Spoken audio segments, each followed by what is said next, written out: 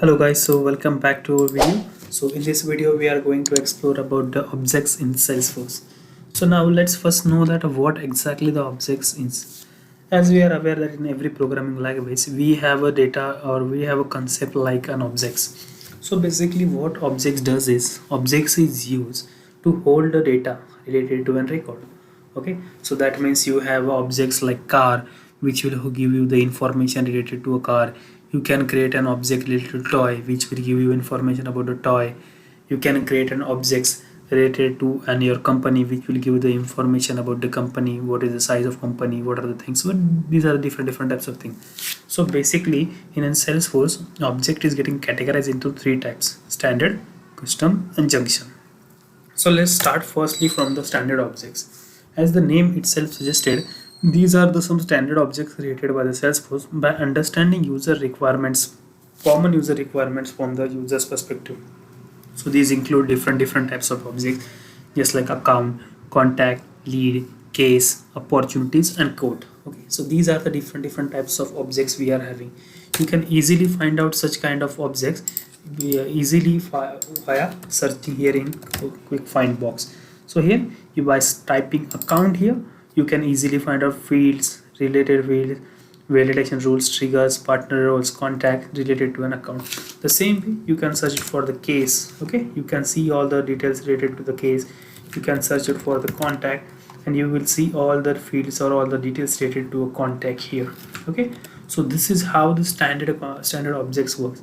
There are different types of standard objects which is already provided by the Salesforce, as I told you, which include the campaigns, leads, account, contracts, opportunity, forecasts, orders, cases, solution, and these are the objects which are designed by the Salesforce by keeping some of the things or common user requirement in a picture. So these are the objects which will really help a user to design a good or robust structure. Okay, so now let's continue with the thing. Now let's move about what is custom object is.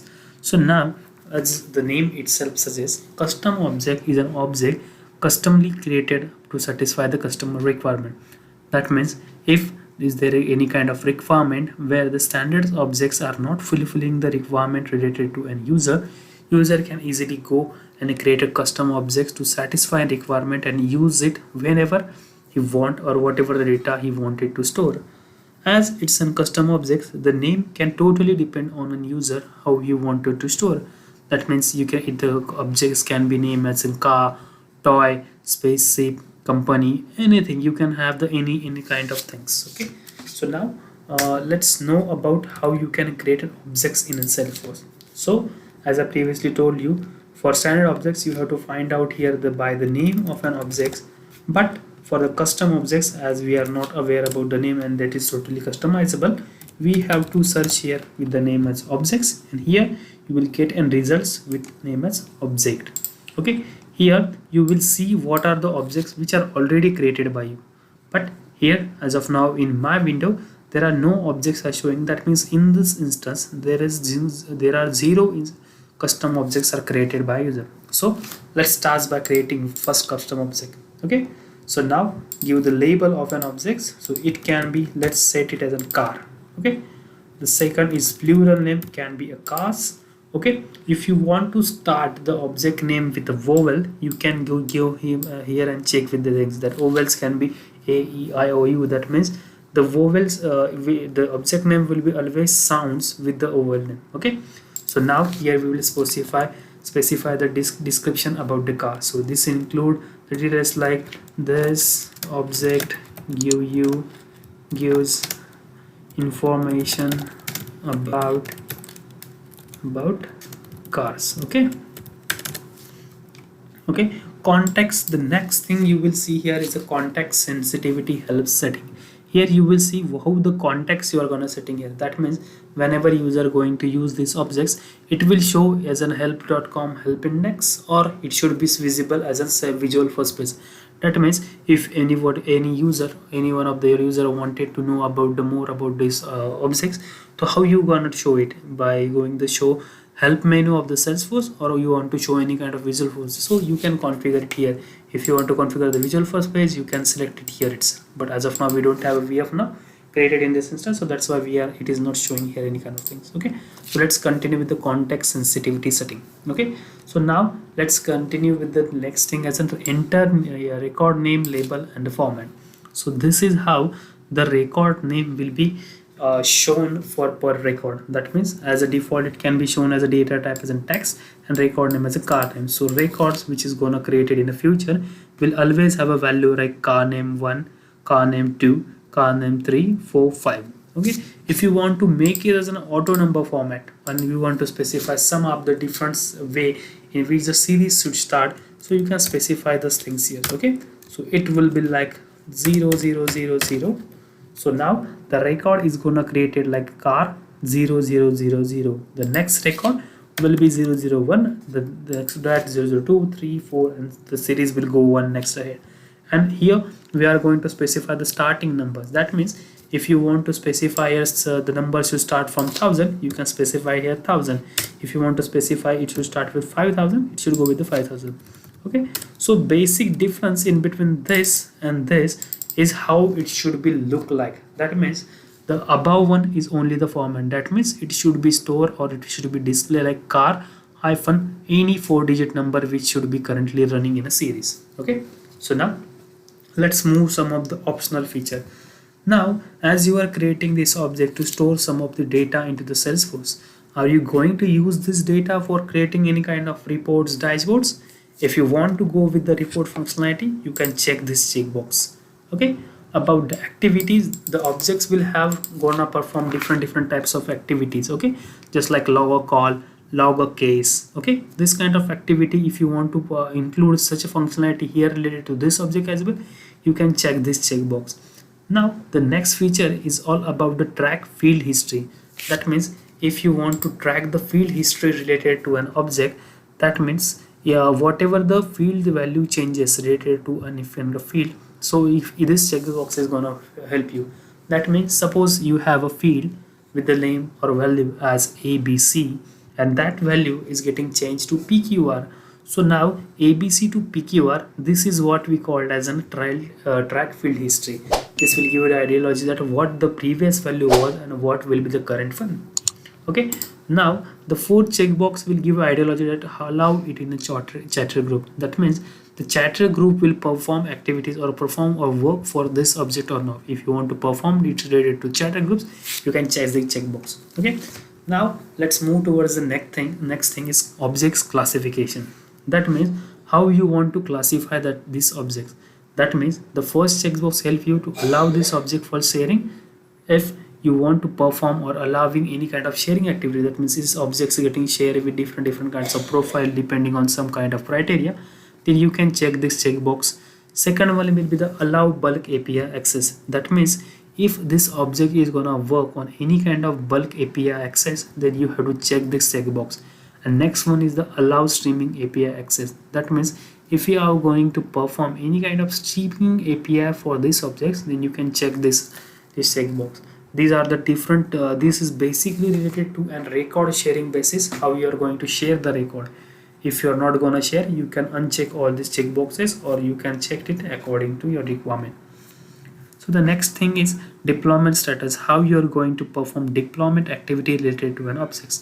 That means if the activity is set as in deployment, that means that the object will not be used until you make it as a deployed. So it's just like work in progress thing. Okay, so now the next thing is search status. That means if you're gonna search any kind of record or any record name in a search history search bar here, so this should show this object results or not. If you want to do these things, you can allow this search. Now there are some optional things are there. That means this will related to add a notes or add a custom tab. A notes is like this object is gonna hold any kind of attachment or notes related to an object. If you want to allow a users to attach an attachment to a record of a user, then you can allow the checkboxes. Otherwise, you can remove this thing. Okay.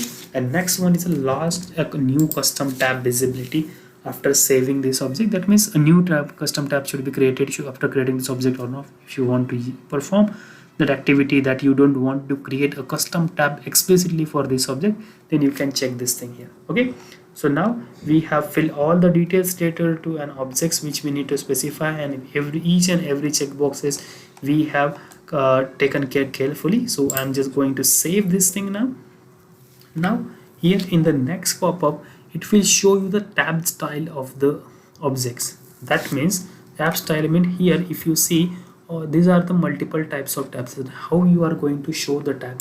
For this there are different types of animation or different types of graphics provided by the Salesforce, and you can select any graphics related to your objects. You can be selected as airplane, it can be selected as a mail, it can be people. It totally depends on you that how you are going to use it.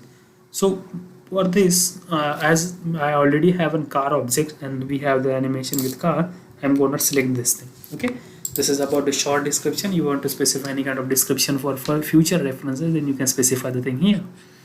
Then in the next tab, this is all about the new custom object tab. That means as in a Salesforce instance we have the multiple profiles here.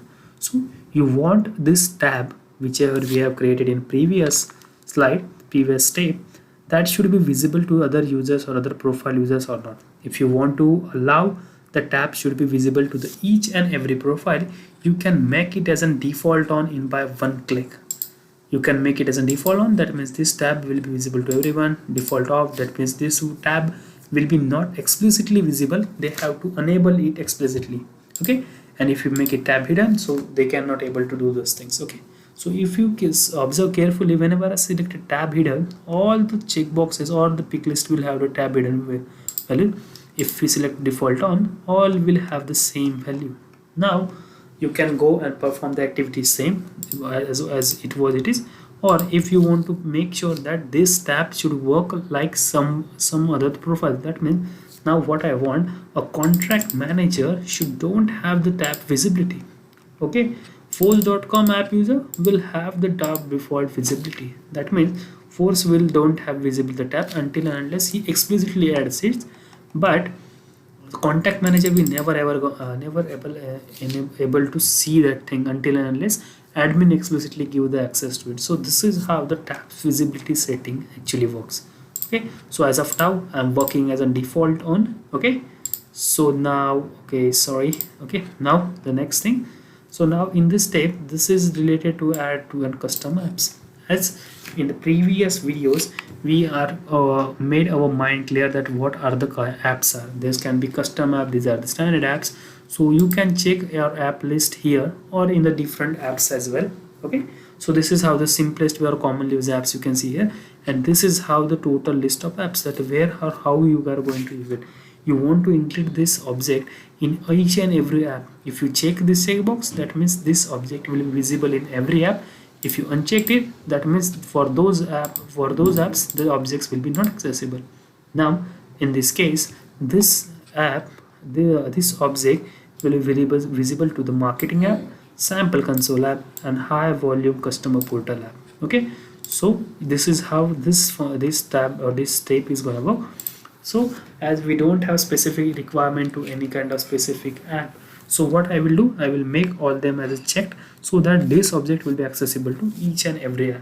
Okay, so now the next step is save and we will see the output of our final object out. Okay, so now here you can see the name of the object as car, plural name as cars, object name as car.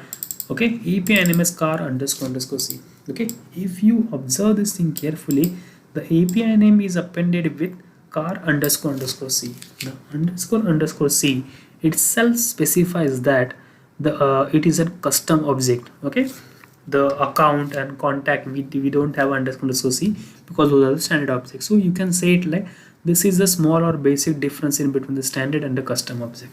Okay, these are the different types of checkboxes which we have checked while creating. If you forget any kind of checkboxes check while creating the objects, you can again edit the object here and perform the activity here itself. Okay, as I don't want to change anything as of now, I just wanted to continue with this thing. Okay, so here in the first section you will get to know that there are some standard fields created by the Salesforce. So these are the fields which every object will have. These are the fields created by the Salesforce, will help you for the tracking purpose or identification purpose of any kind of record. You cannot able to edit those fields, that means field details. Okay, So this is how it is. So now let's move towards the custom fields and relationship. Now if you see here in the new button click, you are going to see different types of field data types we are available. In a Salesforce we have multiple data types available. You can create any kind of data type we have available. So now as we have an object called name cars, let's create a field on a car with the name of the car, or it can be model name. As the name itself is in string format, so what I'm going to do, I'm going to select a data type of text. Okay, so now I'm selecting next here. Okay, I'm entering the name as model name. Okay, now the length of the field, that means what should be the length, maximum length for this field. So now as of now I'm entering 255, which is the maximum length for the text field. Okay, you can check all those maximum details in here itself. This will show you the what is the maximum size of this. Okay, about the description, so we're going to store this field shows model name, okay, of cars. Okay, require means if any kind of record is gonna created, so this field should always have a value or not. Okay, so by using this checkbox we can make this field as required for every record. That means user always have to specify a value in this field. So as of now I'm considering that every car have a model name, so I'm making this as required, and that should be necessary. So I'm making this as required. Otherwise if you uncheck this thing, this field requirement is totally getting avoided. Unique, that means throughout the object is this field is gonna store the unique field, a unique record. That means suppose you are going to check or going to create a record with the name as an Tata Safari. Okay, now this is in car, so if you mark this field as an unique, it will make sure as whole the object, okay, car object will have only one record with the name of Tata Safari. Okay, and next will be the external ID field, which will help you to store the external ID which will be fetched from the another system. Okay, the default value, if you want to specify any kind of default value in case user haven't specified any kind of value, so you can specify such things here. So you can specify it here like this ABC. So every time if you user haven't specified it, so it will be marked as an ABC, but as of now I don't want it, so I'm just removing it. Okay, so now in the next step is the field security thing. Okay, so how the field will be visible to users, it will be depends on the profile. So now here you are going to see different types of profile you are having, right? So as of now this field will be visible to all the profile which have checkboxes checked. If you don't want any kind of field should not be visible to a profile, you can uncheck the checkbox and you can move ahead. Okay, and read only means that field should be visible, but that field behavior will be read only. That means user can only able to see the data, but he cannot able to edit the thing. Okay, now let's move towards the next field, that what layout you want to add. Okay, so here in the model name field it will be added to car layout. Now I'm going to save this record. Okay, if you see here the custom field is already getting created with the name as model name, the API name as model name underscore C, data type as in text 55, index and controlling field is unchecked, and track field is also unchecked. Okay, so now let's see what are the different types of things related to an object.